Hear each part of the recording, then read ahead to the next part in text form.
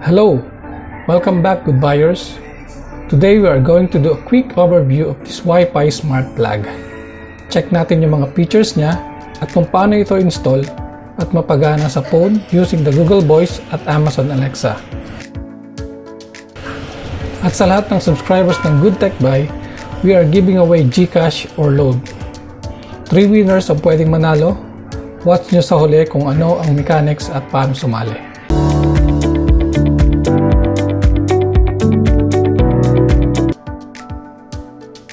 Ito yung box niya, maliit lang siya with a smart home printed sa taas ng box.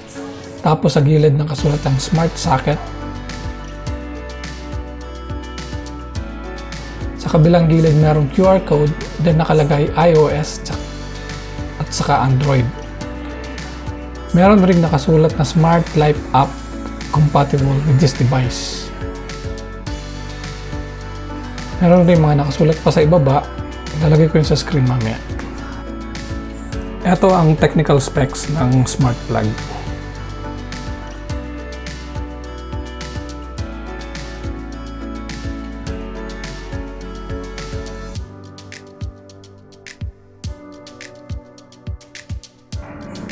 Inside the box is yung smart plug at ang user manual.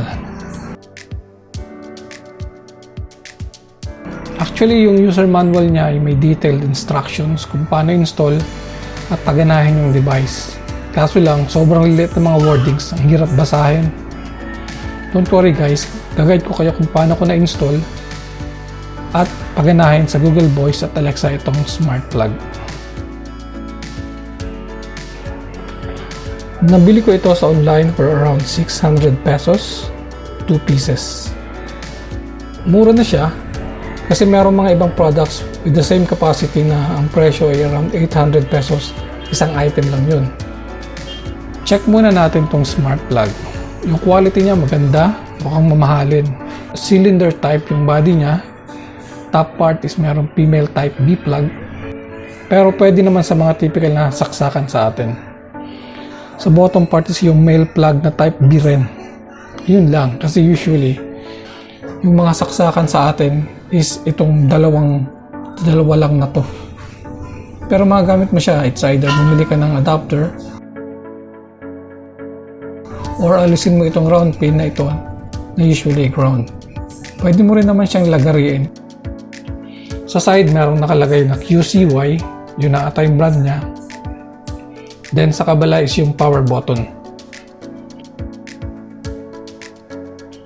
Sa top part pala, kung mapapansin mo, merong maliit na butas yan.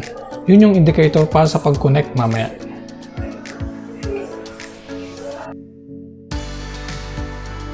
Let's start to configure the smart plug. First step is to install the Smart Life app. You can search it in Google Play Store or pwede mo rin scan itong QR code.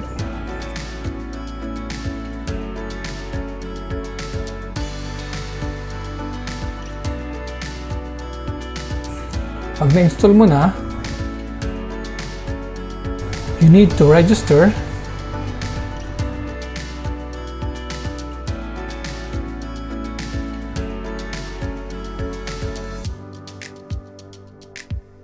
Then for the smart plug,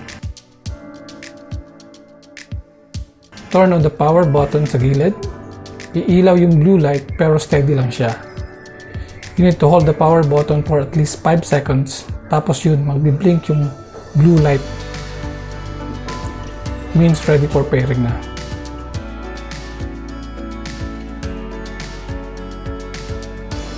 Then sa loob ng app, click mo yung plus sign sa taas. Then click yung socket Wi-Fi. Then sundin mo lang itong nakasulat. Need mong mag-connect sa Wi-Fi mo. Input mo yung password. After connecting, pagtapos nun, added na. Pwede mo rin i-rename yung description ng smart plug base sa gusto mo. Ayun, connected ka na.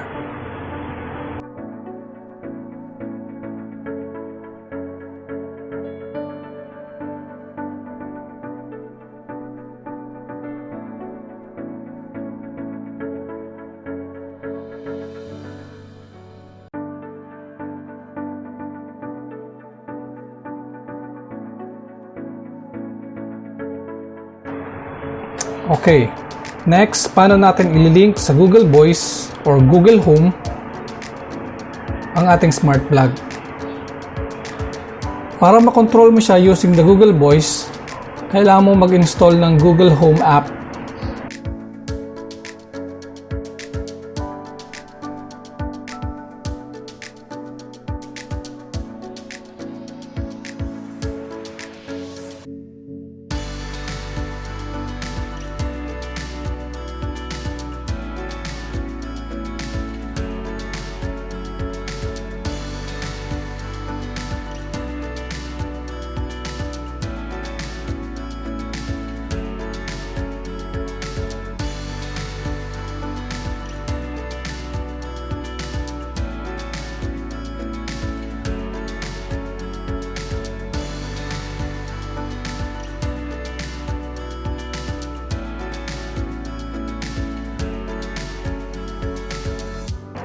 Open mo yung Google Home app, then sa top part, click mo yung plus sign, then set up a device.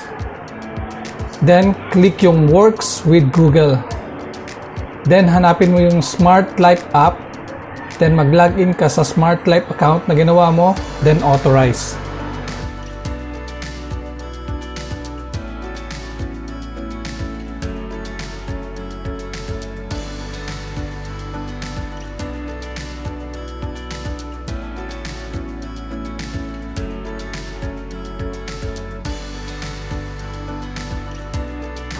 Pagkatapos nun, ayos na. Pwede nang makontrol ni Google yung smart plug.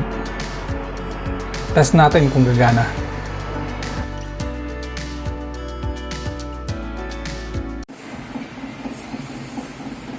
Okay, Google. Table lamp on. Sure, turning the table lamp on. Okay, Google. Okay, Google. Table lamp off. Okay, turning the table lamp off.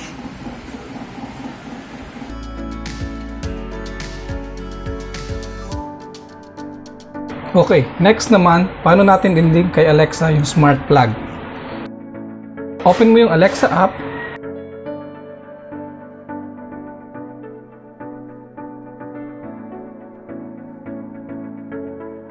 Then click mo yung plus sign, add device,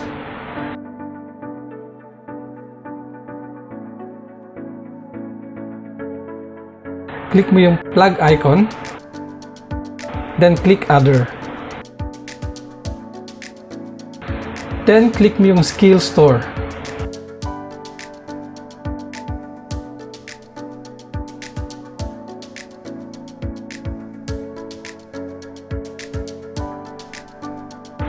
Search mo yung Smart Life app, then click mo yung Enable to Use. Login mo lang yung account na ginawa mo sa Smart Life. Pagtapos nun, ayos na.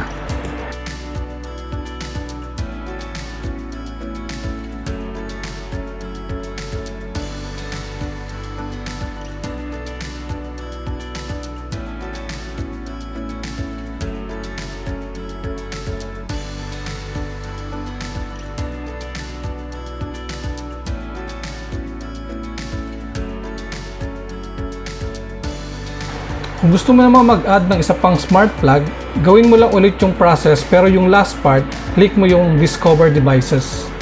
After a few seconds, madidetect niya na yung smart plug.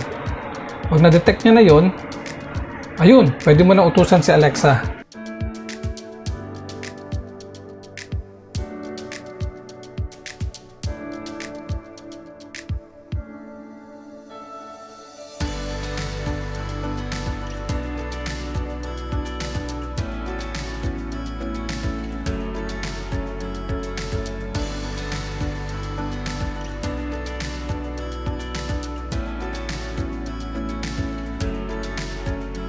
Okay, try natin.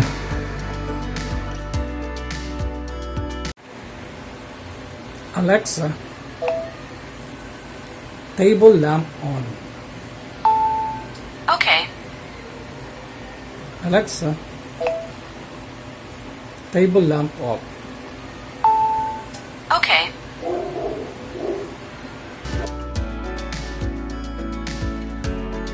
Ito na ang hinihintay nyong mga subscribers. Ito ang paraan para makasali sa giveaway. 3 winners ang pwedeng manalo. 1 winner is 500 GCash or load any network. 2 winners ng 200 GCash or 200 load. Pipili tayo ng winners pag na-reach natin yung 500 subscribers. So kailangan naka-notification on kayo para malaman nyo kung merong updates. Paano nga ba sumali? Ito yung mechanics para sa giveaway natin. Number 1 is kailangan nyo mag-subscribe and turn on the notification on. Number 2, comment hashtag road to 500 subs. And number 3, i-share nyo itong video sa Facebook. Bago natin i-raffle ang mananalo, i-verify natin ito kung nagawa niya ang lahat ng requirements. Pag merong kulang sa ginawa mo, magra-raffle ulit tayo ng bagong winner. Okay? Subscribe!